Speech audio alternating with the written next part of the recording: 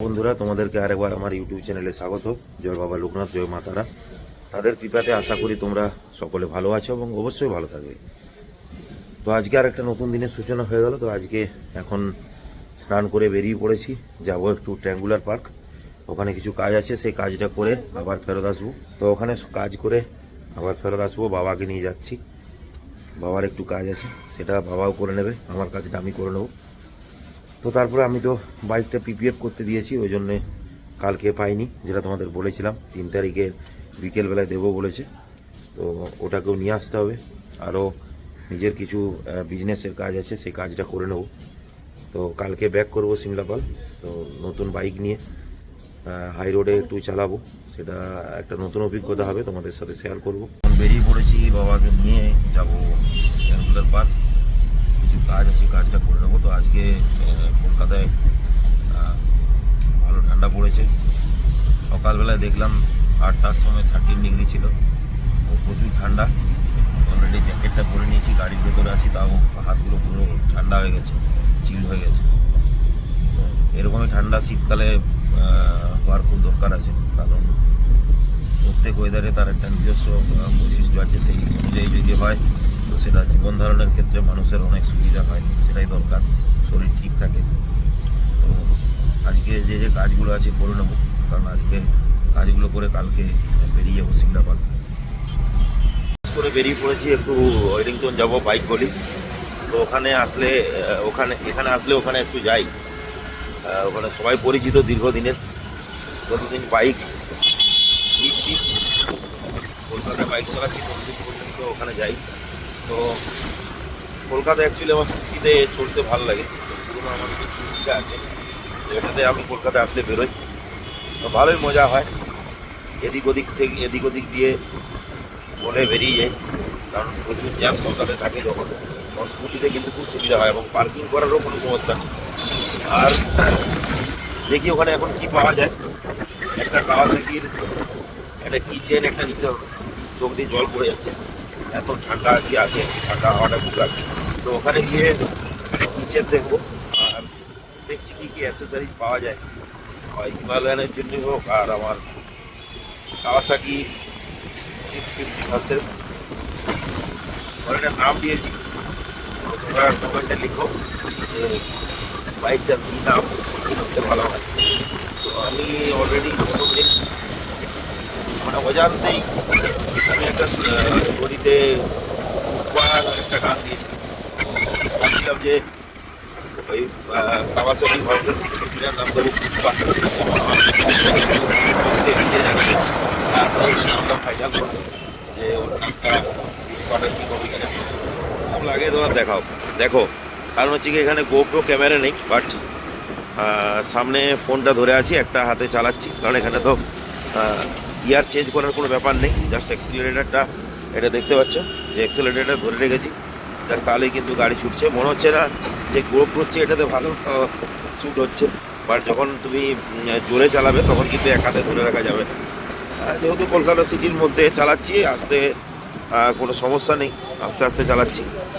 তো আর সেরকম কোনো ট্রাফিকও আজকে নেই, খুব স্মুথ স্কুটিটা চলছে। তোমরা সামনে দেখতে পাচ্ছ, কেউ আমার সামনে নেই, সব উল্টো দিক থেকে আসছে।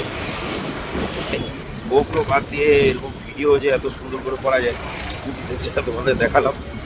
এখনের জন্য বাইক গড়িতে পৌঁছে গেছি। তো দেবুদা নেই, কিছু জিনিসপত্র কেনাকাটা ছিল। এই যে আমি কাজলের কাছে ম্যাক্সিমাম কাজগুলো করাই, এই লম্বা হেয়ার যার আছে, তো লাইট বা হর্ন বা ওইসব জিনিস অ্যাক্সেসারি যা লাগানো হয়, এর কাছে কাজটা করাই। তো লম্বু দেবুদা আসেনি, যেটা সবাই এই বাইকগুলিতে যারা বাইক নিয়ে ইয়ে করে তারা সবাই জানে এটা লম্বু দেবু। তো যেহেতু নেই, তার জন্যে কালকে আসবো পিপিএফ করে।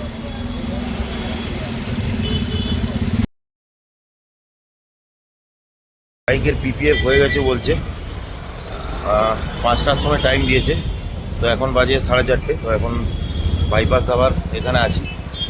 তো এখান থেকে উবেরকে ডেকে নিয়ে তারপরে উঠে পড়বো উবের কারটায়। তো দেখা যাক কীরকম করেছে, তোমাদেরকে হওয়ার পরে আপডেট দেবো। খুব এক্সাইটেড লাগছে যে কীরকম করেছে সেটা দেখার জন্য। পিপিএফটা হওয়ার পরে কীরকম গাড়িটার শাইনি ভাবটা এসছে সেটা দেখার জন্য। বাইকটা পিপিএফটা হয়ে গেছে, তা ডিটেলিং মাফিয়াতে করালাম রাজারহাটে।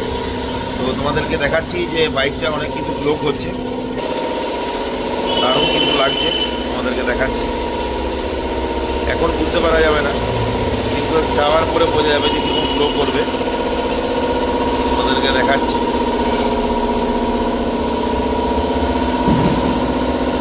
তো তোমাদেরকে দেখাচ্ছি যে দেখো এই জায়গাগুলো কিন্তু এখনো পুরো ফিনিশ হয়নি। এটা জাস্ট যাতে এই যে পিপিএফ যে কোটিংটা করা আছে সেটা যাতে না ওঠে, সেই জন্য ওটা একটা প্লাস্টিক, তো ওটা দিয়ে মানে কি বলবো, ওটাকে যাতে কোনোভাবে উঠে না যায় কোনাগুলো, সেই জন্য ওটা করা আছে। তো ওটা যখনই 7 দিন পরে ফাইনাল চেকে বাসবো তখন ওগুলো সব খুলে দেবে। যাই হোক, দিন কয়েক চালাই, তারপরে তোমার দেখাবো পুরো ভেতরের যে পরিবেশটা, সেটা তোমাকে দেখাচ্ছি। দেখতে পাচ্ছ নিশ্চয়ই এতক্ষণ মেশিন চলছিল, কতগুলো গাড়ির পিপিএফ হচ্ছে। তো এই গাড়িটারও পিপিএফটা হয়েছে পুরো কমপ্লিট, খালি ফিনিশিং টাচটা বাকি আছে। 7 দিন পরে আবার আসতে হবে, তো বললেই মোটামুটি। এটা হচ্ছে আমার কাওয়াসাকি ভার্সাস 650-এর এটা ফার্স্ট ভিডিও, তোমাদেরকে এখন তোমাদের সাথে শেয়ার করবো। দেখতে পাচ্ছ এখন ফোন দিয়ে করতে হচ্ছে, কারণ আমি গোপ্রোর ক্যামেরাটা নিয়ে আসিনি। গোপ্রোটা ইনস্টল করা থাকলে হেলমেটে তাহলে সুবিধা হতো। যাক, ফোন দিয়েই করছি, এটা একটা ভালো লাগছে, দারুণ অভিজ্ঞতা একটা। দেখছো, ও অসম অসম, খুবই ভালো এক্সপিরিয়েন্স একটা নিয়ে চলে এসেছি। এখন বাইপাস দাবাতে আছি, দেখতে পাচ্ছ যে বাইপাস দাবা। তো বাইপাস দাবাতে একটু চা খেয়ে নিলাম, এরপরে বাড়ি চলে যাব। বাড়িতে গিয়ে গাড়িটা পার্কিং করব আর বাড়ি ঢুকে যাব, কোনো সমস্যা নেই। যাক, আজকের জন্য এই অবধি ব্লগ করলাম, আর করবো না আজকে। তো সকলে ভালো থেকো, সুস্থ থেকো, এবং আমার যদি তোমাদের ভালো লেগে থাকে তো অবশ্যই লাইক এবং সাবস্ক্রাইব করে দিও। আর তোমার আত্মীয় পরিজন তোমাদের যারা আছে তাদেরকে যদি আমার ইউটিউব চ্যানেল ভালো লেগে থাকে তো তাদেরকেও একটু শেয়ার করে দিও লিঙ্কটা। আর তাদেরকে অবশ্যই বলো যেন লাইক এবং সাবস্ক্রাইবটা করে দেয়, যাতে আরও ভালো ভালো ভিডিও তোমাদের সাথে শেয়ার করতে পারি। তো এখনের জন্য টাটা, গুড নাইট, শুভরাত্রি।